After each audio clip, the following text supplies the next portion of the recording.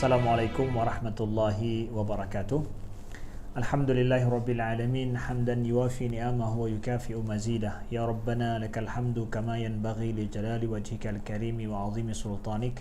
Allahumma salli wa sallim wa barik ala sayyidina Muhammadin wa ala alihi wa sahbihi wa sallim. Subhanaka la ilma lana illa ma 'allamtana innaka antal alimul hakim. Allahumma 'allimna ma yanfa'una wanfa'na bima 'allamtana wa zidna ilma. Rabbana la tuzigh qulubana ba'da idh hadaitana wa hab lana min ladunka rahmah innaka antal wahhab. Saudaraku, ikhwati fillah, saudara-saudaraku seiman dan seakidah yang dirindukan oleh Rasulullah sallallahu alaihi wasallam. Kita bicara tentang iman kepada hari kiamat. Tanda-tanda hari kiamat, ada tanda-tanda besar, ada tanda-tanda kecil. Tanda-tanda hari kiamat yang termasuk adalah tanda kecil yang sudah terjadi, ya, termasuk adalah terbelahnya bulan pada masa Nabi sallallahu alaihi wasallam sebagaimana Allah sebutkan dalam surah Al-Qamar. A'udzubillahi minasyaitonirrajim. Bismillahirrahmanirrahim. Iqtarabatis sa'atu wansyaqqal qamar.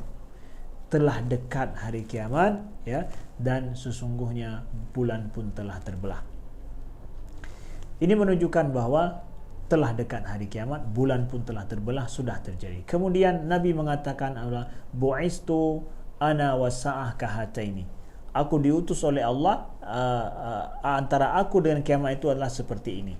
Jadi Nabi dekatkan antara dua jari beliau, tandanya betapa dekat. Jadi datangnya Nabi Muhammad salah satu bukti bahwa Rasulullah sallallahu alaihi wasallam datang, berarti kiamat sudah dekat. Jadi enggak perlu lagi dibilang bahwa kiamat sudah dekat, kiamat sudah dekat. Memang sudah dekat, ya. Kalaupun ada yang mencari-cari bukti bahwa kiamat sudah dekat, memang sudah dekat, tidak perlu lagi dibuktikan, memang sudah dekat. Nah, lalu kemudian ada di sana tanda-tanda kiamat, tanda-tanda besar bahwa kiamat sudah dekat. Nah, apabila tanda-tanda ini sudah terjadi, ya, disebutkan dalam hadis Nabi bahwa ini menunjukkan kiamat memang sudah sangat dekat apabila tanda-tanda besar ini terjadi. Kita dapatkan dalam hadis riwayat Imam Muslim misalkan dan juga Tirmizi dan Abu Daud daripada Huzaifah bin Yaman qala ittala'an nabi alaina wa nahnu natadzakar, ya, faqala ma tudzakirun, ya. Kami tiba-tiba didatangi oleh Nabi sedangkan kami sedang saling belajar dan mengingat, bermuzakarah, mengingat akan hari akhirat, ya. Nabi bertanya, apa yang kalian sedang lakukan, apa yang sedang kalian bicarakan, apa yang sedang kalian ingat? Qalu nadhkuru sa'ah. Kami ya Rasulullah mengingat tentang sa'ah, yaitu tentang hari kiamat. Qala innaha lan taquma hatta tarawna qabla 10 ayat.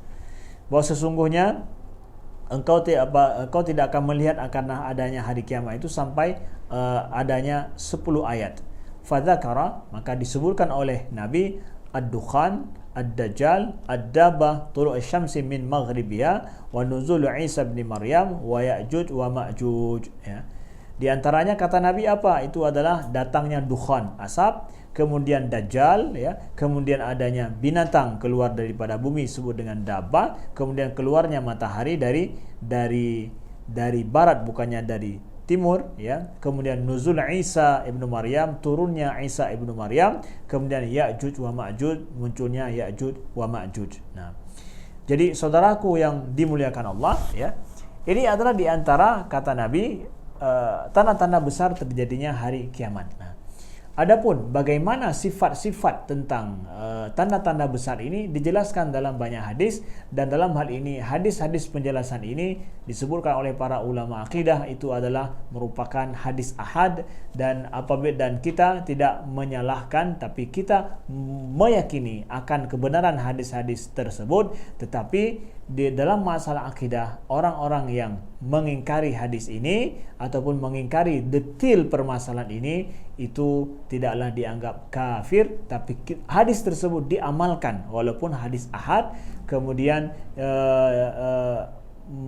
untuk menambah keyakinan kita, tetapi tidaklah orang yang mengingkari itu dianggap adalah sebagai orang kafir. Nauzubillah, tidak adalah demikian. Begitu manhaj ulama akidah dalam menyatakan bahwa hadis-hadis dalam masalah akidah adalah harus bersifatnya mutawatir, Maksudnya adalah mutawatir demi untuk menghukumkan apakah seorang itu mukmin atau kafir. Itu maknanya. Selanjutnya, setelah ada tanda-tanda ini, ya, disebutkan oleh Nabi SAW sebagai tanda-tanda, kemudian hari kiamat nanti, ya, akan adanya kejadian yang sangat luar biasa. Apa saja kejadian pada hari kiamat nanti yang sangat luar biasa tersebut, ya, adalah yang akan terjadi. Pertama nantinya adalah ketika hari kiamat akan hancur semuanya, Allah menyuruh, ya, kepada malaikat untuk meniupkan sangkakala, ya, wa nufikha fis sur fasa'iqa man fis samawati wa man fil ardi illa man syaa Allah thumma nufikha fihi ukhra fa idahum qiyamun yanzurun, ya. Maka ditiupkanlah sangkakala, ya, fasa'iqa man fis samawati wal ard, maka meninggallah, matilah siapa saja yang di langit dan di bumi kecuali yang dikehendaki oleh Allah. Thumma nufikha fi ukhra, kemudian ditiupkan sekali lagi, fa idahum qiyamun yanzurun, maka mereka semua bangkit, ya, saling memandang. Ya subhanallah, ya. Mereka semua bangkit nantinya pada saat ditiupkan sangkakala yang kedua. Jadi semua makhluk akan mati, ya, ketika ditiup sangkakala yang pertama, kemudian dibangkitkan semuanya setelah ditiupkan yang kedua. Itu mulailah munculnya hari akhirat. Mulailah kita hidup di alam akhirat, alam di mana kita tidak mengetahui bagaimananya kecuali melalui Al-Quran. Setelah itu terjadi, maka adanya disebut dengan mahsyar. Mahsyar itu tempat di mana manusia semuanya berkumpul. Berkumpul untuk apa? Untuk dimintakan pertanggungjawabannya di alam akhirat. Inilah alam yang merupakan betul-betul akan terjadi nantinya. Lalu kemudian saudaraku yang dimuliakan Allah, setelah itu akan ada syafaat daripada Nabi Muhammad SAW untuk dimulai hisab. Jadi Nabi Muhammad lah yang meminta kepada Allah supaya manusia yang menunggu untuk pertanggungjawaban mereka dimulai satu persatu mereka untuk dihisab oleh Allah.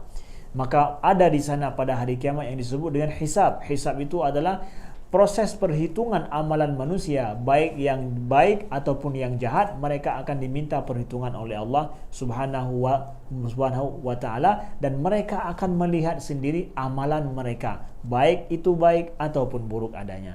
Kemudian akan ada mizan. Artinya apa? Akan ada timbangan nanti. Akan ditimbang setiap amalan mereka. Wallahu a'lam bagaimana timbangan tersebut. Yang pasti ini untuk menunjukkan betapa adilnya Allah, bahwa Allah mewujudkan seadil-adilnya terhadap apa saja yang dilakukan oleh manusia masa mereka hidup di dunia ini. Semua akan dihisab oleh Allah. Kemudian setelah itu, setelah dihisab oleh Allah, kemudian sudah ada mizan ditimbang amalannya. Setiap orang nanti diberikan hasil daripada amalannya tersebut. Dia lihat secara nyata semuanya, kecil ataupun besar, baik perkataan yang dia katakan atau perbuatan yang dia lakukan, bahkan i'tiqad dia, bahwa keyakinan dia yang ada dalam hatinya, semua itu akan diperhitungkan oleh Allah Subhanahu wa taala. Lalu setelah itu akan ada sirat. Sirat itu adalah diibaratkan seperti jembatan yang membentang di atas neraka jahanam, sebagaimana disebutkan oleh para ulama Ahlus Sunnah wal Jamaah dalam hal ini.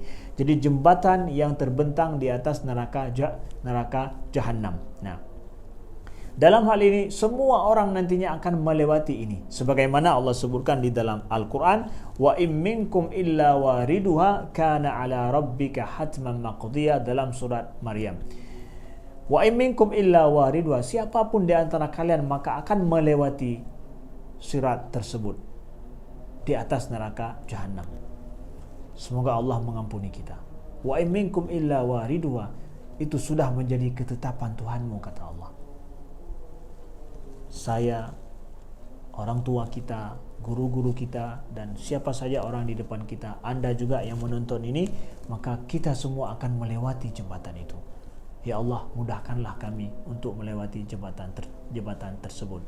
Semua kita akan dihisab oleh Allah. Dalam hisab itu juga, dalam perhitungan itu, ada yang mereka itu tanpa dihisab oleh Allah. Nah, ini berbeda-beda orang. Kemudian pada saat hari kiamat itu juga ada yang mereka itu diberikan oleh Allah cara dihisab ataupun cara perhitungan mereka amalannya itu perhitungan yang sangat mudah sekali, dan ada di sana yang sulit dan berat sekali.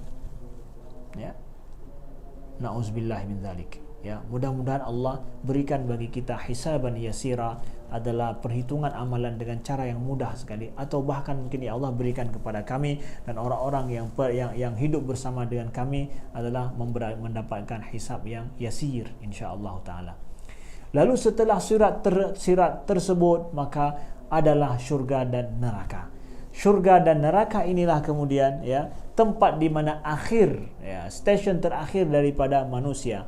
Kalau seandainya dia berhak mendapatkan syurga, maka dia akan masuk dengan kenikmatan yang tidak pernah terlihat, tidak pernah didengarkan. Semuanya adalah merupakan kenikmatan yang tidak pernah dirasakan di bumi ini. Adapun na'udzubillah bagi mereka yang kafir, begitu juga mereka yang berbuat amalan jahat di dunia ini, maka mereka akan masuk ke dalam neraka. Namun beda, yang masuk ke dalam neraka, kalau dia memiliki iman, ya, walaupun sebiji zarrah imannya dan benar imannya tersebut, dia masuk ke dalam neraka, kemudian dia akan dihukum oleh Allah sesuai dengan kejahatan dan maksiatnya, tapi akhirnya dengan imannya dia akan masuk ke dalam syurga nantinya sesuai dengan amalan kebaikan dia. Ya, karena surga juga bertingkat-tingkat.